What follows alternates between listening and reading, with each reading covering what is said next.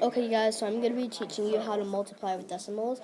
So the first thing you need to do is I'm going to be teaching you is how to do the decimals with the zeros as the whole numbers.